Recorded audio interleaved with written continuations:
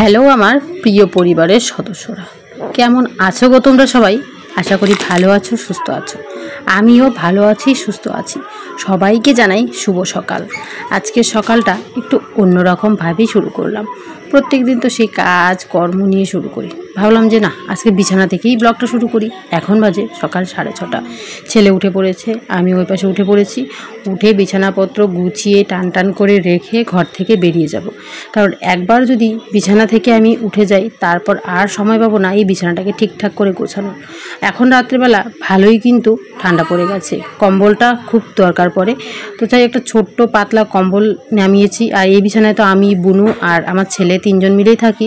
তো ওর জন্য একটা কাঁথা, আমাদের দুজনের জন্য একটা কম্বল তো নামানো হয়ে গেছে। সেটাই কিন্তু এখন গুছিয়ে রাখলাম। বিছানাটাকে একটু টান করে রাখলাম। দুটো নাইটি ছিল ভেজা, তো সেটাও কিন্তু ভাইয়ের মশারির উপরে দেওয়া ছিল।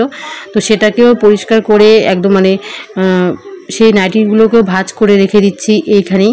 কারণ আমি নাইটিগুলো এখন আর সেই আলনাতে রাখি না। আলনাতে রাখলে খুঁজে পেতে আমার অনেক অসুবিধে হয়, সামনে যখন পাই তখনই পরিনি। আর এদিকে বিছানাটাকে ভালো করে ঝাড়টা দিয়ে টান করে রেখে দিয়েছি। এরকম টান বিছানা থাকলে দেখতে বেশ ভালোই লাগে। হ্যালো বন্ধুরা, গুড মর্নিং। কেমন আছো তোমরা সবাই? আশা করি ভালো আছো, সুস্থ আছো। আমিও বেশ ভালো আছি, সুস্থ আছি। নতুন ব্লগের সঙ্গে জানাই তোমাদের অনেক স্বাগত। আজকের ব্লগটা অনেক দেরি থেকে শুরু করছি। 9:03 বাজে এখন থেকে ব্লগটা শুরু করছি। ঘুম থেকে উঠে চা খাওয়া কমপ্লিট। সকালবেলা ঘুম থেকে উঠে একটা গ্যাসের ট্যাবলেট খেয়ে নিয়েছি।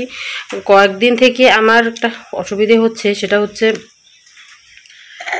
আমার না হঠাৎ করে না এই যে বুকের এই জায়গাটা মনে হয় কি জাম হয়ে যাচ্ছে।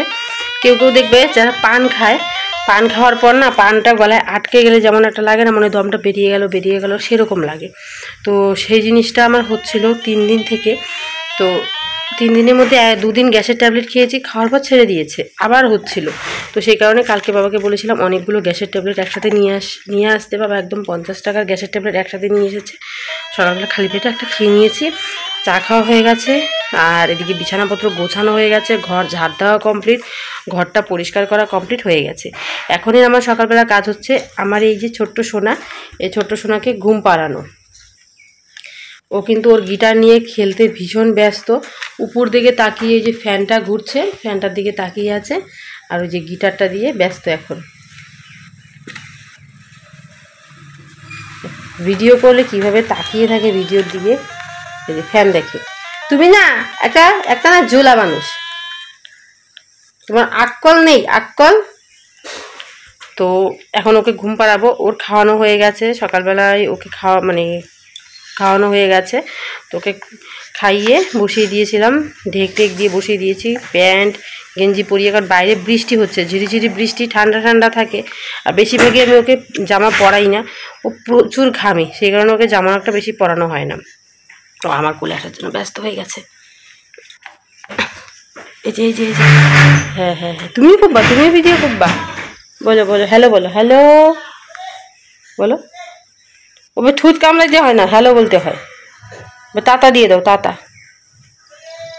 তুমি কিছুই পারো না মা। ও মা, ও শোনা মা, শোনো। ওই যে হ্যাঁ, হ্যালো, আমি প্রয়াস। তোমরা ভালো আছো মাসিমণি, পিপি, মানি, দিদুন, তোমরা ভালো আছো? আমি প্রয়াস বলছি। হ্যাঁ, দেখো আমাকে পাপ্পি দিয়ে দিল সকাল নাকটা চেটে দিল। হ্যাঁ বলো। হ্যাঁ পরে ও বলে ফেলেছে, ওর কথা বলা কমপ্লিট হয়ে গেছে। যা তোমাদের এই যে যা তোমাদের সামনে বলবে সেটা বলা হয়ে গেছে। তো চলো ব্লগটা দেখতে থাকো, আশা করি ব্লগটা ভালো লাগবে। এদিকে সকালবেলা কাজটা হয়ে গেছে, আর এখন ওকে ঘুম পাড়াবো। ওকে ঘুম পাড়িয়ে তারপরে যে রান্নার দিকতে যাব। আর ভুট্টা ছুলতে হবে, বাড়িতে প্রচুর ভুট্টা এসেছে, তো ভুট্টাগুলো ছুলতে হবে। কালকে মার সাথে কয়েকটা ছুলেছি, তো ভাবছি আজকে সারাদিনই কিছু ভুট্টা ছুলে রাখলে না আমাদের অনুষ্ঠানও চলে এসেছে, সব কিছু এগিয়ে থাকবে। তো চলো ব্লগটা দেখতে থাকো, আশা করি ব্লগটা ভালো লাগবে। দেখো এদিকে ছেলেকে অনেক কষ্টে ঘুম পাড়িয়েছি। ওকে ঘুম পাড়ানো মানে একটা যুদ্ধ করা। ঘুম ঠিকই ওর পায়, কিন্তু ও চোখগুলো বন্ধ করতে চায় না। চারিদিকে কোনো শব্দ হলে ওইদিকে তাকিয়ে থাকে। ওকে ঘুম পাড়ানো মানে আমার একটা যুদ্ধ, ওকে খাওয়ানো মানে আমার একটা যুদ্ধ করা। তো ওগুলো কমপ্লিট হয়ে গেছে। এখন ঘরটাকে ঠিকঠাক করে গোছাবো। তো এই জায়গাটা না আমার খুব প্রিয়, সব থেকে প্রিয়। এখানে আছে আমার মহাদেব, তো সেই জায়গাটা আমার সব থেকে বেশি প্রিয়। তো এদিকে আমার সব গোছানো সকালবেলায় হয়ে গেছিলো। আর ভাবছি আজকে ড্রেসিং টেবিলটা গোছাবো, যদি সময় পাই তাহলে, সময় না পেলে কিচ্ছু করার নেই।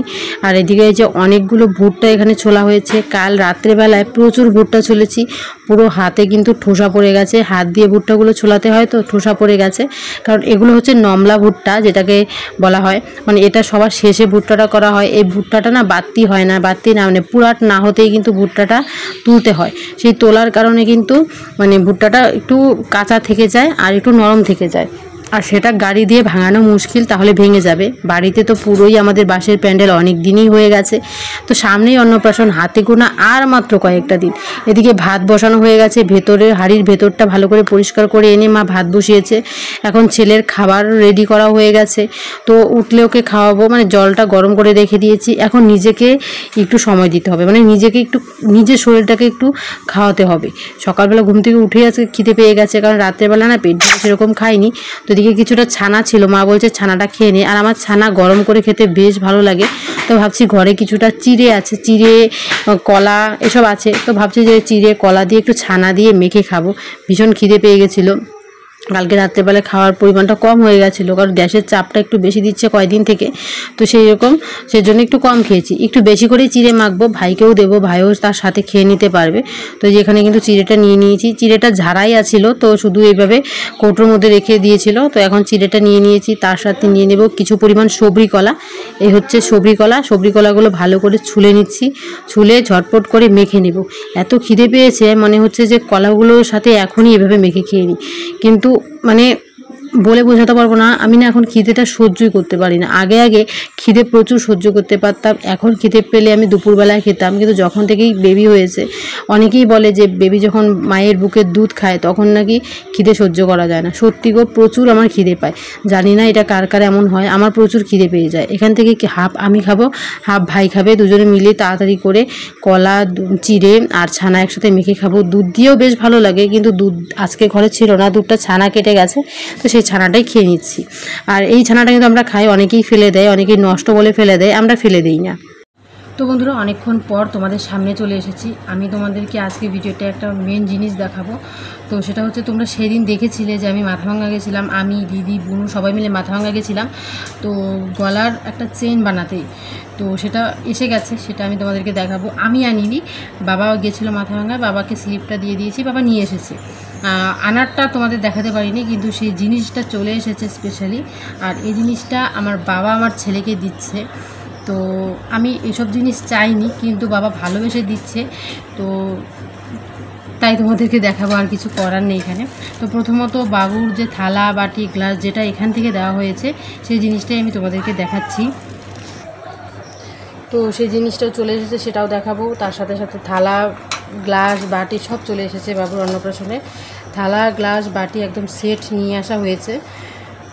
এই যে প্যাকেটেই রয়েছে, আসার পর বের করে আমরা সবাই দেখেছি, এখন শুধু তোমাদেরকে দেখানোর পালা। থালা, বাটি, গ্লাস সবগুলো মিলিয়ে টোটালি 6.5 কেজি জিনিস। থালাটা হচ্ছে 3.5 কেজি, 3.5 কেজি একটু বেশি আছে। বাটিটা প্রায় 2 কেজি না 2.5 কেজির, বিশাল ওজন বাটিটার।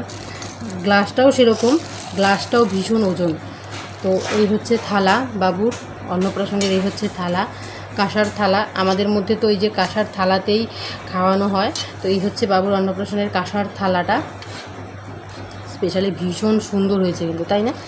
আর তার সাথে হচ্ছে বাটি, বাটিটাও কিন্তু ভীষণ ওজন। এই দেখো, বড় বাটি, কিন্তু ওজনটা প্রচুর। দুটো মিলিয়ে মানে 3টা মিলিয়ে থালা, এটা হচ্ছে গ্লাস, এই হচ্ছে গ্লাস, থালা, বাটি, গ্লাস 3টা মিলিয়ে হয়েছে 6.5 কেজি। এত পরিমাণ ওজন, আমি এক হাতে ধরে রাখতে পারি না, এতটাই ওজন। এক হাতে ধরে রাখলে ভীষণ ওজন লাগে, তো 2 হাতে ধরেছি। এই হচ্ছে বাবুর অন্নপ্রাশনের জিনিস, থালা, বাটি, গ্লাস। এটা তো আমাদের দরকার। তো সামনে তো অন্নপ্রাশন চলে এসেছে, হাতে আর সময় নেই, খুব শীঘ্রই অন্নপ্রাশন। তো সেই জিনিসগুলো নিয়ে আসা হয়েছে। আর নিয়ে আসা হয়েছে এটা, এখানে আছে সবথেকে মূল্যবান জিনিস, যেটা আমার বাপের বাড়ির তরফ থেকে আমার ছেলেকে দিচ্ছে। তো এই যে চলো এটাকে খুলবো, খুলে তোমাদেরকে দেখাবো। আনা হয়েছে শঙ্কর জুয়েলার্স থেকে। এই হচ্ছে স্লিপ সব আছে এখানে। তো জিনিসটা চলো তোমাদেরকে দেখাই, মেন জিনিসটা তোমাদেরকে দেখাই।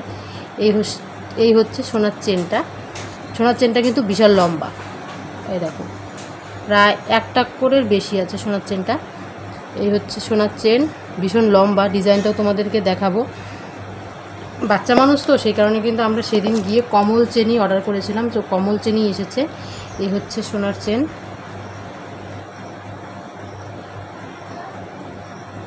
এখনও ওকে তো পরানো যাবে না, দেখাই।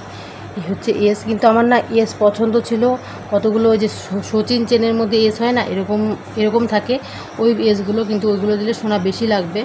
আর এখানে সোনা আছে কতটুক সেটাও তোমাদেরকে আমি বলি। এইটা হচ্ছে কাগজ,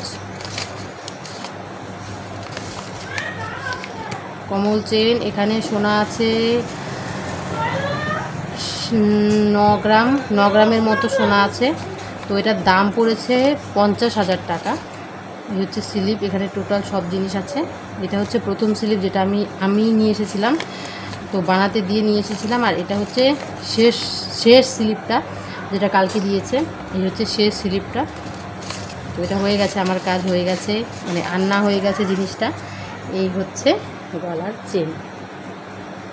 গলার চেনটা কেমন লেগেছে জানিও। এটা হচ্ছে আমি দিয়েছি কমল চেনের মধ্যে বানাতে। কমল চেনটা আমার কাছে বেশ ভালো লাগে। চল বন্ধুরা, তোমাদেরকে ঠিক এভাবে জিনিসটা দেখাই যে ঠিক জিনিসটা কেমন এসেছে।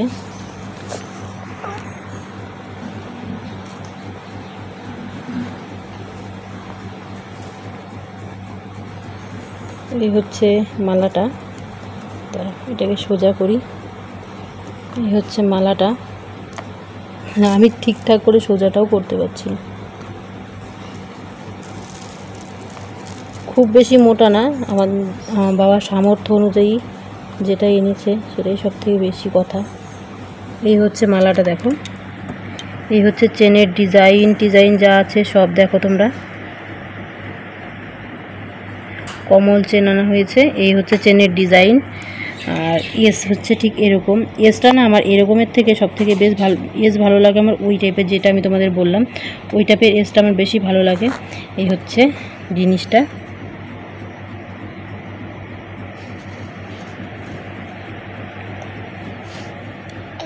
এই হচ্ছে জিনিসটা বন্ধুরা। ছেলেটা উঠে পড়েছে দেখে তোমাদের ভালো করে দেখাতে পারলাম না। এই হচ্ছে মালাটা। আর মালার ডিজাইনটা কেমন লেগেছে তোমরা জানিও। মালার ডিজাইনটা হচ্ছে কমল চেন, যেটাকে আমরা কমল চেন বলি। জানি না এটাকে অনেকে কী নামে বলো, কারণ আমি যেটাই বলি সেটাই অনেকেই ভুল ধরো, যে এটাকে এটা বলে না, এটাকে এটা বলে না। কিন্তু আমরা এই যে চেনটাকে না কমল চেন বলি। এই হচ্ছে মালাটা। মালাটা বেশ লম্বা দেখো, বেশ লম্বা। এটার দাম টোটালি পড়েছে 50,500 এটার দাম পড়েছে। কেমন লেগেছে জানিও।